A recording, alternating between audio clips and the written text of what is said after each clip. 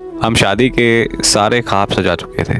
फिर मुझे पता चला कि मेरे सौतेले बाप के रिश्तेदारों में मेरे घर वाले मेरी मंगनी कर रहे हैं। तब मैं बहुत रोई और मैंने उसे बोला कि मुझे यहाँ से ले जाओ, मगर वो नहीं आया और मेरी मंगनी कर दी गई।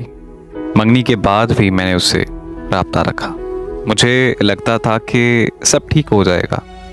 हमारे बीच में शादी के बाद वाला रिश्ता भी कायम हो चुका था। मैं दिल से उसे अपना शौहर मान चुकी थी। फिर एक दिन मुझे पता चला कि मैं उसके बच्चे की माँ बनने वाली हूँ। मेरी माँ ने उसे बहुत फ़ोन किए कि इसे आकर यहाँ से ले जाओ, मगर वो नहीं आया। जब जहाँ जहाँ उसकी ज़रूरत पड़ी वो नहीं आया। फिर वो मुझे बद किरदार कहकर अजियत देने लगा।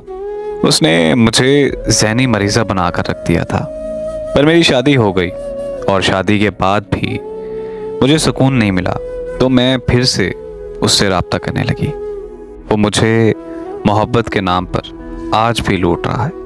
वो मुझसे अपनी ज़रूरत पूरी कर रहा है और मैं उसे करने दे रही हूँ।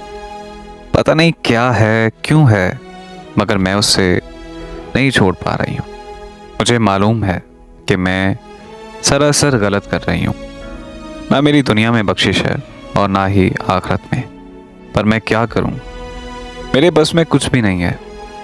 अब हराम और हलाल का फ़र्क मुझे समझ नहीं आ रहा। मैं हर हद तक पागल हो चुकी हूँ। मैंने मोहब्बत के नाम पर खुद को खूब बर्बाद कर लिया है और आज मैं ऐसी जगह खड़ी हूँ जहाँ मुझे हर तरफ मौत नज़र आ रही है। और अब मुझे लगता है कि ये सब अब मेरी मौत के बाद ही ख़त्म होगा। और मैं आज ये तस्लीम करती हूँ कि मैं बद किरदार औरत हूँ।